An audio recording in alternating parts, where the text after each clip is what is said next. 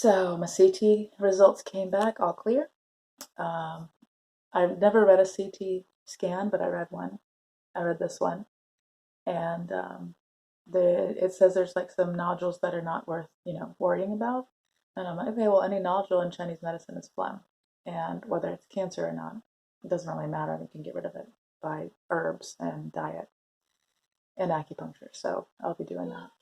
I already am, like I'm not eating damp foods, and if I do, it's very minimal and very infrequent. And yeah, so I mean, things are going the way anybody would want them to go, uneventful. Hey there. Well, I haven't made a video in a little bit. I am probably going to post 2 videos really close together because my experience of my 1-year mark video I'm just now finishing up, but I thought I'd do an update here. I'm about to go out for a walk.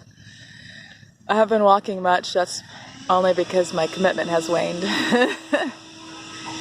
But I'm trying to get back on track with that.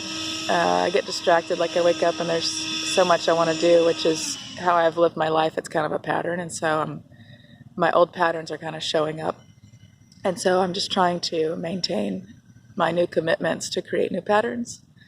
And so I've only been walking a few times a week, but I'm trying to get back to 5+. And it's just been a little wonky lately. Anyway, I'm feeling pretty good. As far as health goes, I'm still struggling with hot flashes. And I have a theory about that THC, in TCM terms, THC is hot, and it kind of burned up some fluids and burned up some yen, consumed yen. So now I have less fluids, more heat. I don't have the fluids to counterbalance the heat. And so I'm having hot flashes that got really bad, and I'd get really angry when the hot flashes happened. And then I noticed my ears are ringing constantly. I have a headache every day. My eyes have some veins, not bloodshot, but I just see some veins there. And so in terms of TCM, that's liver yang rising with some heat on a background of liver qi stagnation with some liver yin deficiency. I don't think it's kidney yin, but there must be some, I guess maybe there's some kidney yin deficiency because of the hot flashes. But anyway, that's for anybody TCM watching. For regular folks, chemo's toxic and it's hot. And then THC is warming. And so after I was using THC, a tincture, to help me sleep at night. And so that's where the THC came in over the last 8 months or so. And I didn't use it constantly because I didn't know the impact. But now that I know, I'm not using it because having headaches and ear ringing every day. And I read something, and when I was looking up the different patterns in Chinese medicine that this could be, one said the whole head ringing. And I was like, is that my whole head? I was like, yeah, it feels like ding, and it's just constantly dinging. It's just a perpetual ding. It is my whole head, and it is worse at night.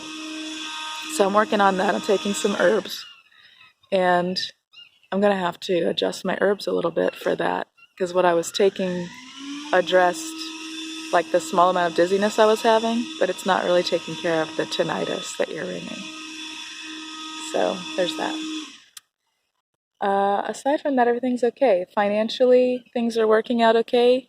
All of our savings is gone, that, and the fundraiser and all that's gone, but we're just kind of hustling money as we can. We're starting to get really clear about what's next for us as far as work. Ends are meeting and things are getting paid for, and, so that part's working out okay. The kids are doing great. We're kind of trying to get back into some kind of something with homeschool and what that's going to look like for us. I think that we like unschooling more than traditional homeschooling. We're doing that a little bit more. And if you don't know what unschooling is, I think I told you in a different video, but in case you haven't seen it, it's just like your everyday life events, turning them into a learning opportunity. And that's kind of how adults learn. It's just by experience. And also adults learn by researching what they're most interested in. So we watch for what our kids are interested in, and we go from there. The little one, she's only 2.5. So anyway, it's like shapes and colors and counting to 10 with her. And with the big one, he's 6. It's right now we're working on counting money. He's doing very well.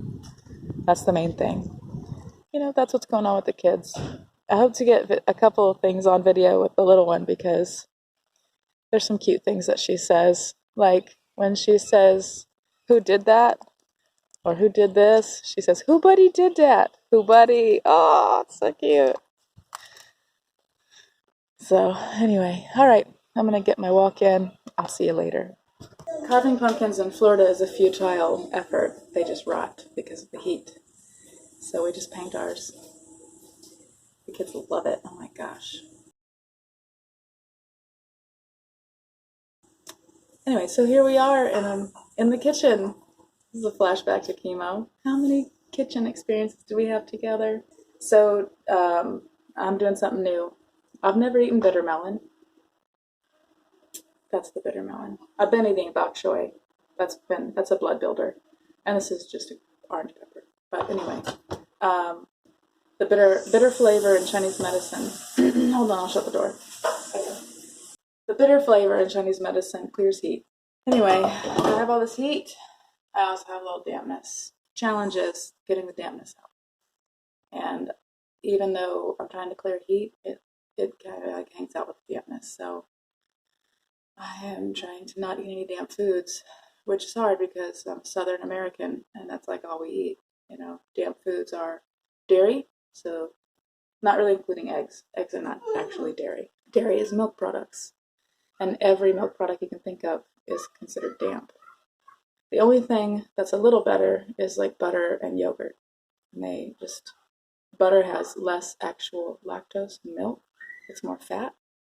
And yogurt is fermented. And so those would be less damp. And your yogurts have so much sugar and artificial sweetener added that you're actually increasing the dampness.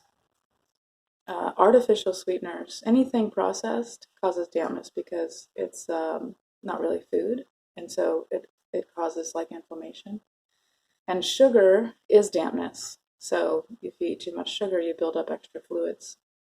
So there's that. And some of you are thinking, well, what about like allulose and all that on the keto movement? It's still considered sweet in Chinese medicine. It still has a sweet effect. It doesn't spike the sugar. It doesn't affect the glucose of the body, you know. But it's still considered sweet, and so you don't want to do too much. And then looking at sweet as a habit, it's just a habit that has to be broken for most of us. Also, the Southerners, we like gravy, we like fried food, we like fatty meats. So, yeah. What's wrong? Can I hold you? Did Mommy tell you no? Did something happen?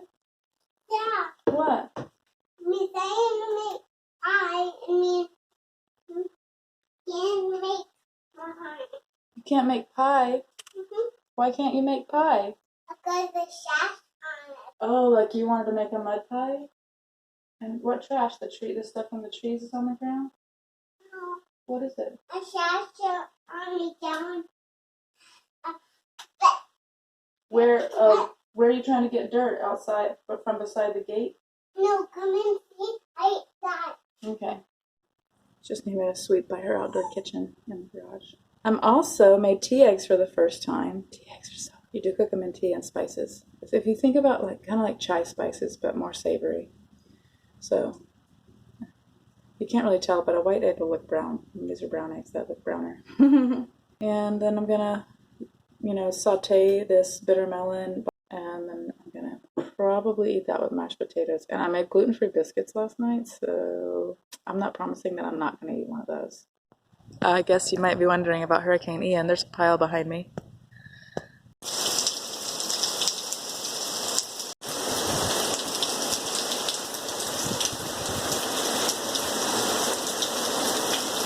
Whoa! Especially this right here. This worm. Whoa, no! Is it too wet for you? Ian hit the coast of Florida extremely hard, and the people in that area are devastated. And Cuba, oh my gosh, the west side of Cuba got hit really bad. My neighborhood, we didn't lose power, which is surprising because the last time a hurricane came through, which I think was Irma, before the hurricane even dropped any rain, the wind wasn't even blowing. Our power went out for like an hour. There's a lot of debris. I'll just show you. This house has got a lot of tree stuff.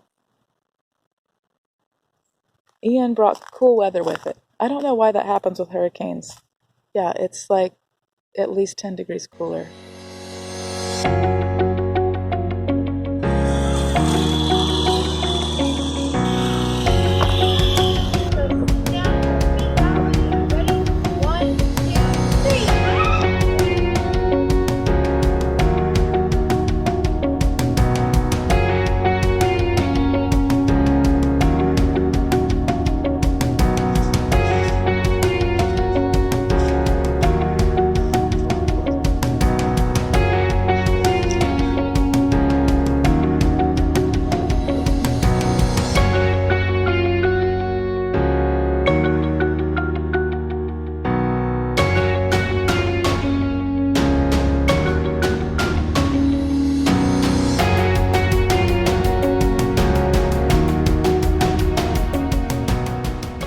Thank you for watching. I love you. May your life be wonderful.